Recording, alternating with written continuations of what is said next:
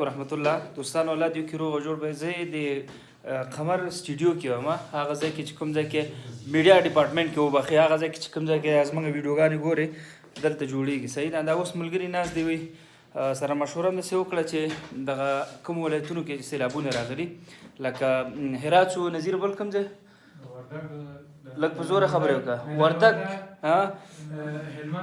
هلمند طرف، لغمان بل خوست طرف. ښه، په اکثره ولایتونو کې سیلابونه راغلي دي، کورونه هم ړنګ شوي دي، حتی زراعتي ځمکې هم له منځه تللي دي.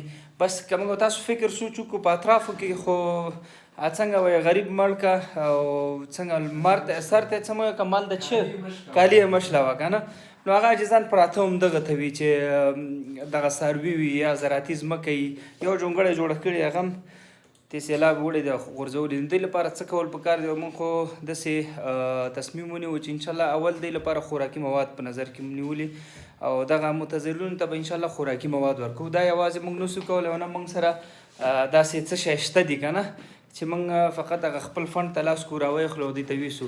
نو تاسو باندې مو غږ دی، همیشه مو غږ کړی دی، الله تاسو نه خوشحاله او راضي شي، تاسو ورته لبیک ویلی.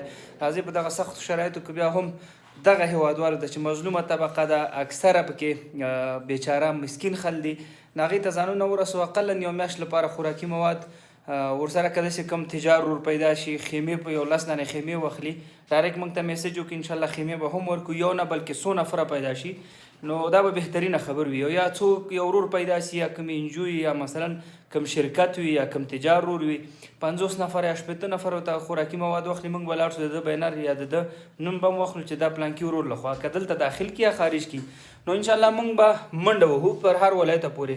نو اوس خبره تاسو ته پرېږدو چې تاسو څنګه خوښ یې، راځئ بسم الله کړي. هغه ورونه چې وس او توان نه لري دا ویډیو خو سره شریکولی شئ، ویډیو سره خپره کړئ تر څو پورې دغه هیوادوالو ته لاړ شو، له د مرستې لاس ورته ورکړو، نو دا دې کې اجر هم شته دی. الله دې تاسو نه راضي شي. السلام علیکم ورحمت الله.